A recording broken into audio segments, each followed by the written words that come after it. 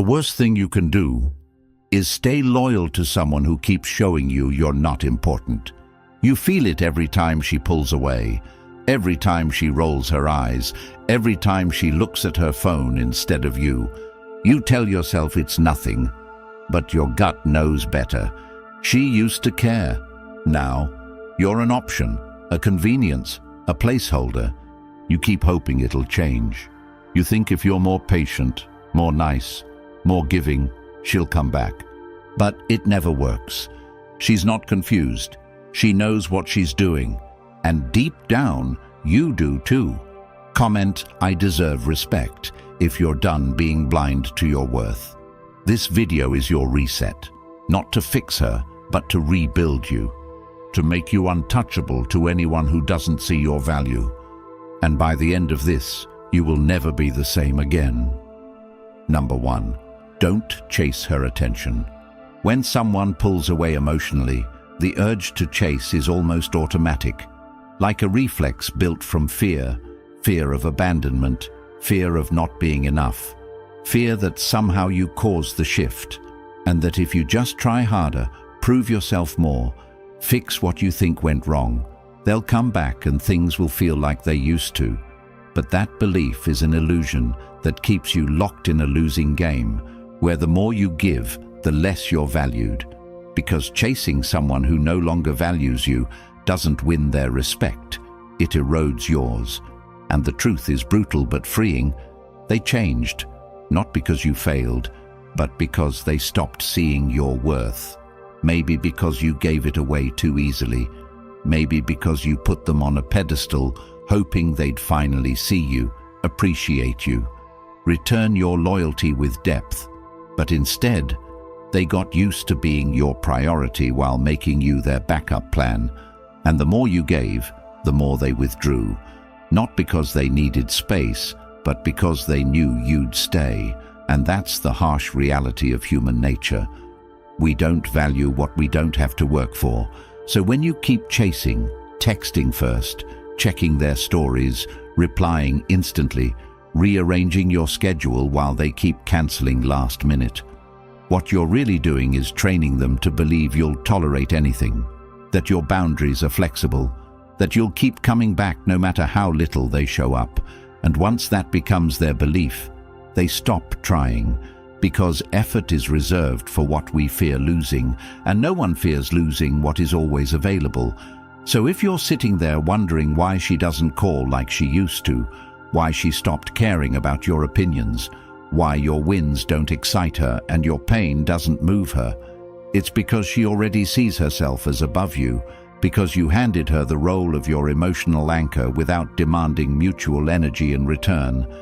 And every time you tolerated distance, accepted cold replies, overlooked the missed calls and dry energy, you reinforced that role. And this isn't about bitterness, it's about brutal clarity, because you can't be respected by someone you let walk all over you emotionally.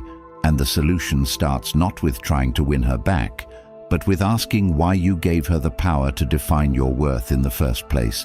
And from that question, you'll find your next move. Pull back, not to play games, but because someone who doesn't meet you halfway doesn't deserve to meet you at all. And that begins with stillness, not noise, with pausing your energy and watching what happens when you stop feeding the dynamic. And what you'll see is telling.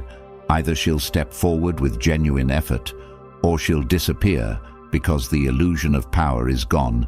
And in both cases, you win, because your peace and dignity return to where they always belonged, with you. And this is where Stoic clarity lives, not in reacting, but in observing, not in shouting your value, but in walking in it, without needing it confirmed by someone who already stopped seeing it.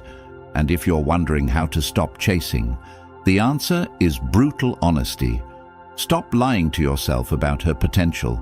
Stop writing love stories in your mind based on who she was at the start, and start seeing who she is now, because the gap between reality and your fantasy is where your pain lives. And when you close that gap, the pain ends, and that's when you stop chasing, because you finally realize the person worth chasing is the person you've been neglecting this whole time. You. And once you pour into your goals, your health, your mission, and your own peace, something strange happens. You become less reactive, more grounded, harder to shake, and she feels that shift. And maybe she'll come back, maybe she won't. But by then, you'll no longer care, not out of spite, but because you've outgrown needing breadcrumbs from someone who couldn't see the feast of value you brought to the table. And when you become that person, the one who doesn't chase, doesn't beg, doesn't adjust himself to be seen, you no longer fear loss, because you now carry something more powerful than attention, self-respect. And that becomes your filter, your guide, your standard. So the next time someone pulls away, you won't panic, you'll pause, and in that pause, you'll reclaim yourself. Not because it's easy, but because you finally understand the truth. The person who chases loses their value in the eyes of the one they chase, and the person who walks away with clarity creates the space where real respect is either born or the illusion dies. Either way, you win, and that win begins the moment you stop chasing those who treat your presence like it's disposable, because from that moment forward, you become unavailable to anything less than alignment. And that's how you rebuild your worth. Not through them, but through discipline. And that discipline becomes your strength, your peace, your standard. And once you live by that, everything changes forever. And if that message hit you where it hurts but also woke something up inside you, then don't stop here. Because everything you just felt, the clarity, the strength, the hard truth that you know you've needed to hear for a long time, it's just the beginning. And that's exactly why the Stoic relationship blueprint exists, built for men who are ready to stop chasing and start leading, filled with timeless Stoic principles that will flip your mindset and your life in ways you didn't think were possible.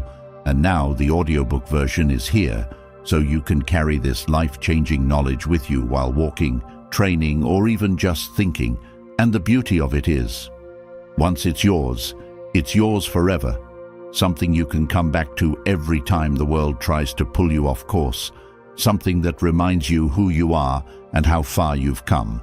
So the next time you feel weak, overlooked, confused, or tempted to settle for less, you'll have the blueprint to bring you back. And it's waiting for you right now in the comments. All that's left is to take the step your future self is begging you to take. Number 2. Let her feel your absence. One of the deepest mistakes people make is thinking presence is what wins love. Thinking the more available they are, the more consistent, the more they show up, the more they'll be appreciated. But the opposite often happens, especially when you're giving that presence to someone who doesn't respect it, who doesn't reciprocate, who uses your consistency as a crutch to never change. And what people forget is that human nature often only reflects when something is removed, when the comfort is taken away, when the default is no longer guaranteed. And this is especially true when you deal with someone who's grown entitled to your presence, who expects your replies without earning your energy, who gets your emotional labor without giving emotional investment. And the most powerful thing you can do isn't raise your voice, send a long message, or even beg for change. It's to remove yourself silently, not out of bitterness, but out of realization, because silence says what words cannot.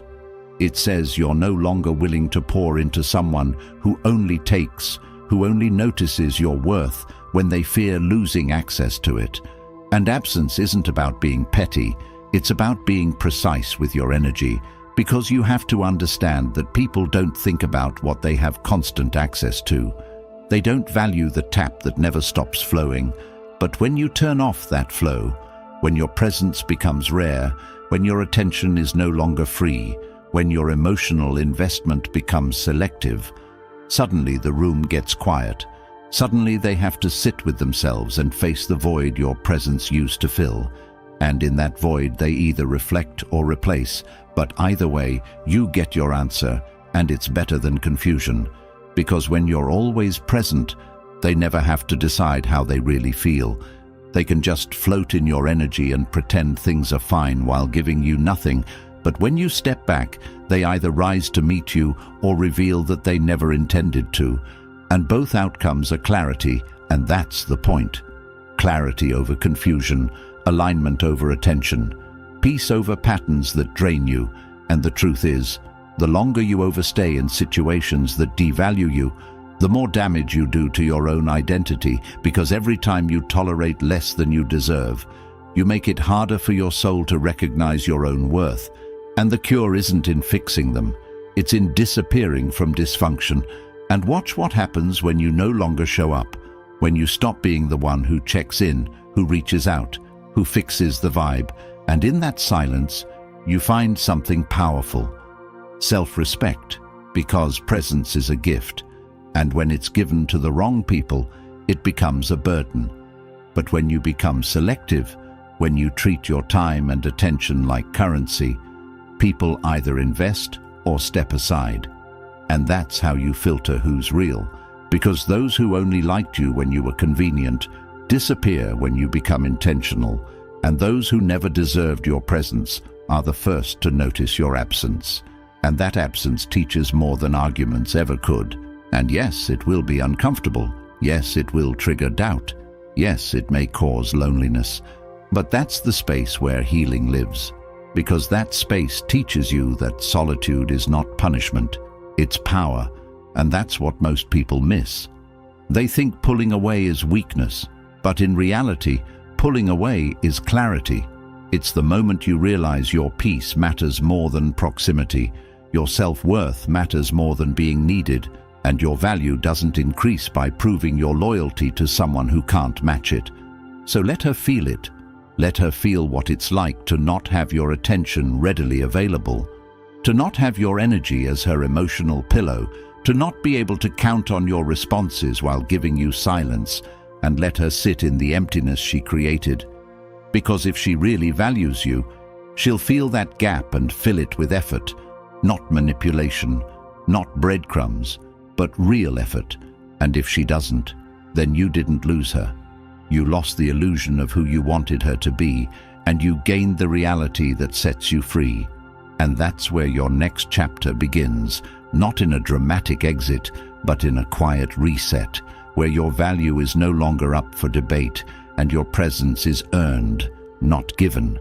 And the people who deserve you will know it, not because you told them, but because you showed them. And that's the shift, from being someone who waits to be valued to someone who decides that their energy is no longer available to those who waste it. And when you live like that, you stop chasing closure and start living in peace, because your absence does more to reveal the truth than your presence ever could. And that's not bitterness, that's evolution. Number 3, don't argue for respect. The moment you find yourself trying to convince someone to respect you, you've already stepped out of alignment with your own worth, because respect, real respect, is never requested. It's never demanded through long texts, emotional outbursts, or desperate explanations. It's either naturally present in how someone treats you, or it's absent, and no amount of emotional effort on your end can generate it from someone who doesn't feel it deep down. And that's the uncomfortable truth most people avoid facing, because we think that if we just explain our intentions better, if we just show how loyal, kind, and forgiving we are, the other person will finally get it and love us the way we deserve. But what's really happening is we're trying to teach someone how to value something they already decided wasn't worth much. And when you're in that position, constantly justifying your emotions, explaining why you're upset, pointing out how they've hurt you, hoping they'll care, you're not gaining ground, you're losing it, because every word you say to defend your position is received not as a sign of strength, but as proof that you still care more than they do, that you need their validation to feel stable. And once they feel that imbalance, it's over, because the dynamic has shifted from mutual respect to quiet control, and they now know that no matter how much they withhold, how cold they act, how distant or dismissive they become, you'll still be there trying to explain why you matter. And the tragedy is that most people don't realize how much they're giving away in these moments. They don't see that by arguing for basic decency. They're communicating that disrespect is negotiable, that their boundaries are flexible, and the other person subconsciously logs that in their system, that you're someone who talks a lot about self-worth but doesn't act on it, that you'll cry, get mad, write paragraphs, vent to your friends, but still stay, still show up, still give your body and your energy and your time to someone who's already mentally checked out. And the solution is not in becoming louder, it's in becoming still. It's in letting your silence carry more authority than your explanations ever could. Because when you stop arguing and start acting, the entire dynamic changes, and not because the other person suddenly has a moral epiphany, but because your behavior sends a message louder than words. A message that says you've reached a point where your peace costs more than being understood, where your value no longer needs to be proven to anyone who can't see it. And from that place, you move different. You don't try to fix. You don't try to please. You don't sit in rooms where your presence feels like a burden. And you don't argue with people who only listen to respond, not to understand, because life has shown you the same lesson over and over. That those who truly respect you never need long speeches to correct their behavior. They see your standards and adjust or exit, and both are acceptable. Because when you stop arguing, what you're really doing is taking your power back, not in a loud, dramatic way, but in a quiet, grounded, stoic way that tells the world you are no longer emotionally available for disrespect. And you know what that does? It filters your circle, it sharpens your clarity, it teaches you who is real and who was only there to benefit from your lack of boundaries. And that lesson is priceless, because respect is not something you teach with your voice. It's something you command with your presence. And the more you try to explain what should be obvious, your value, your standards, your pain, the more you drain yourself trying to educate someone who already knows they're hurting you. They just don't care enough to stop. And that's the line you have to draw. The point where you stop caring whether they understand, where you stop needing closure, stop hoping they'll change, stop trying to be seen, and start living in a way that makes you undeniable. Not because you shout louder, but because you walk away first, because you build a life so grounded in peace and purpose that no amount of temporary affection or superficial charm can lure you back into emotional confusion. And this is what real strength looks like. Not passive tolerance disguised as patience, not emotional availability wrapped in desperation, but calm detachment rooted in deep self-respect. And that's what you become when you stop arguing, because now your time is not spent trying to convince someone of your worth. It's invested in building a life where the only people who get access to you are the ones who never needed to be begged to act right. And if you're stuck in a loop where you're constantly defending yourself, trying to make them, see how much you care, how deeply you love, how much you've been hurt. Stop, take a step back, and ask yourself this: why am I working this hard to make someone respect what should already be clear? Why am I exhausting myself to be seen by someone who refuses to look? And if the answer is fear of loss, fear of being alone, fear of starting over, then that's where your healing begins, because no amount of explanation will ever compensate for a lack of self-worth, and no person is worth losing your peace over. And once you see that clearly, once you understand that begging for respect is beneath you, you never go back. You don't raise your voice, you raise your standards, you don't send more texts, you delete the thread, you don't ask why they changed, you accept they did, and you move forward with your head high and your energy intact, because life is too short to keep explaining yourself to people who don't listen, and your value is too high to be debated by someone who treats your pain like it's negotiable.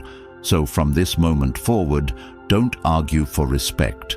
Walk like it's already yours. Number 4, stay emotionally cool.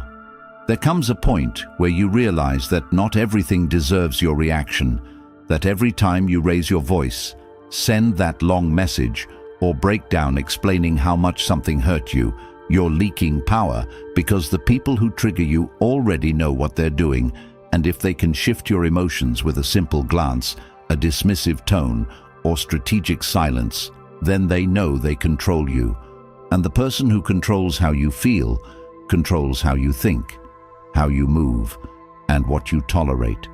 So when you keep reacting, even when you're justified, you're stepping into a role where they are the puppet master and you're the one performing.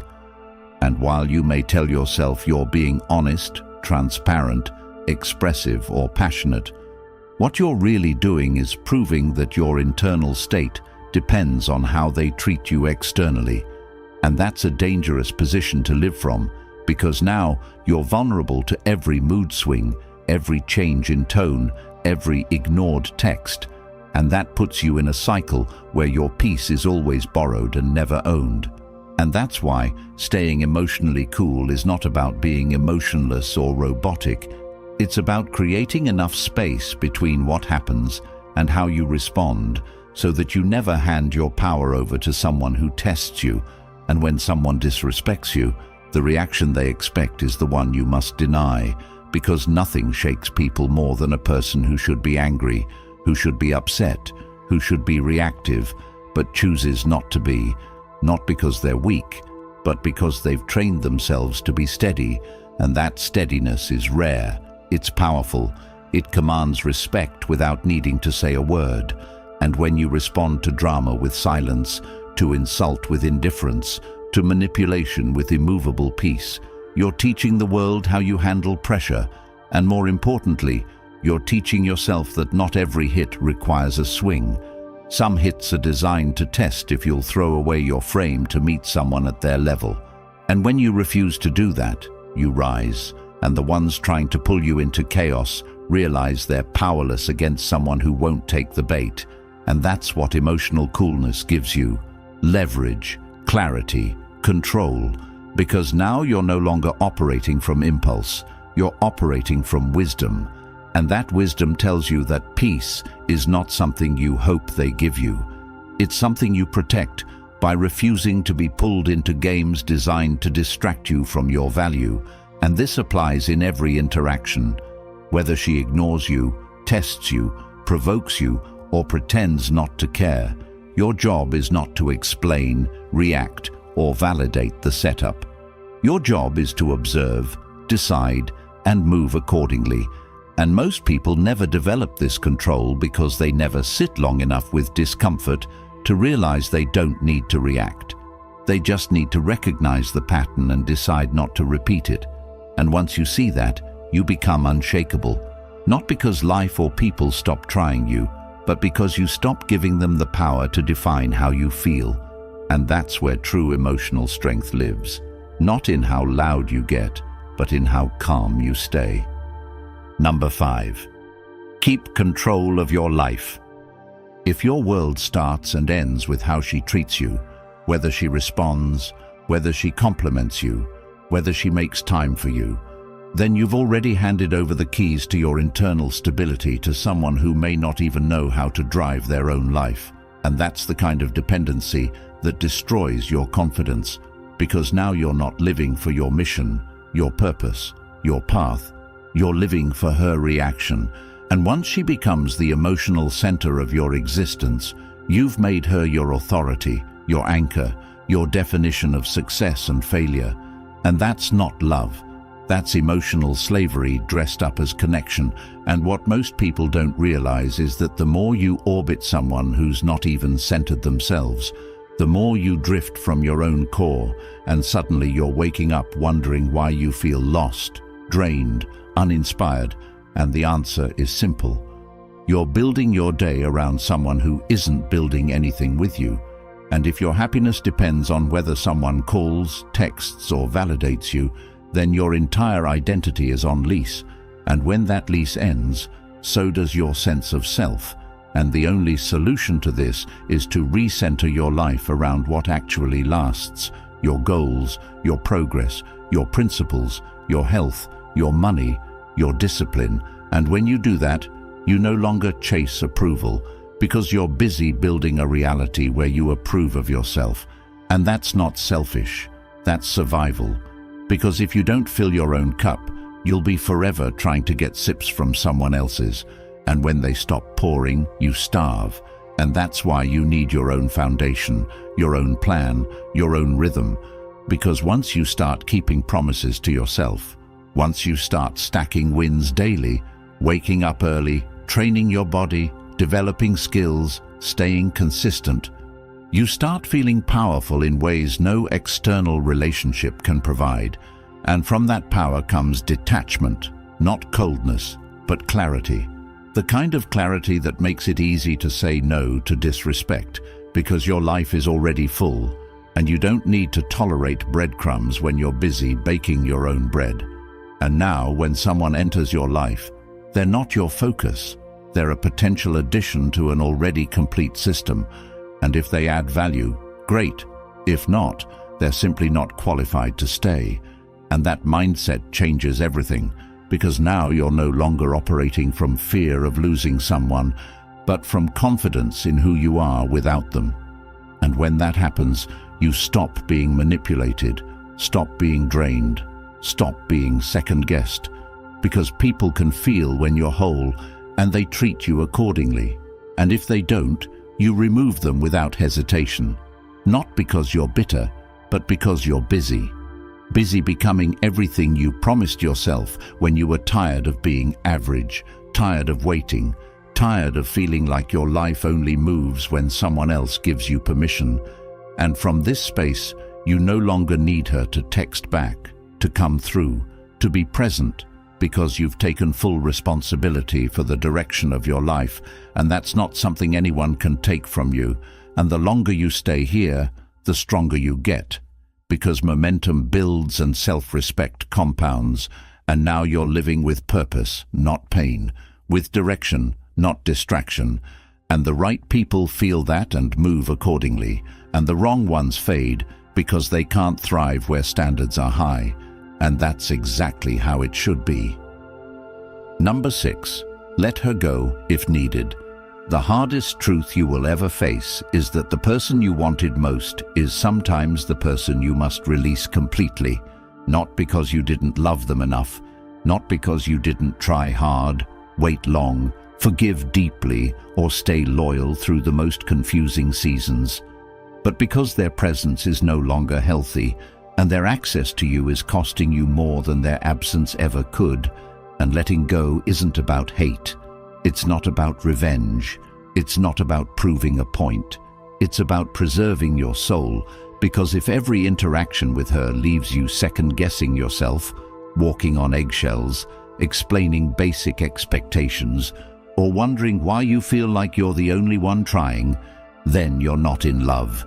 You're in a performance, and you're playing a role you weren't born to play, a role where you silence your needs to keep the peace, where you tolerate inconsistency just to feel some connection, where you explain your worth hoping she'll finally wake up and treat you like she did in the beginning. But that version of her was either temporary or conditional, and now you're living in the space between who she used to be and who she really is, and you're hoping the past comes back instead of accepting that the future with her may never improve, and that's the part that breaks people. The idea that letting go means losing everything, but in reality, holding on is what's draining you, delaying your growth, and making you question who you are. And that's why the most powerful move you can make is walking away without needing closure, without needing validation, without needing her to understand.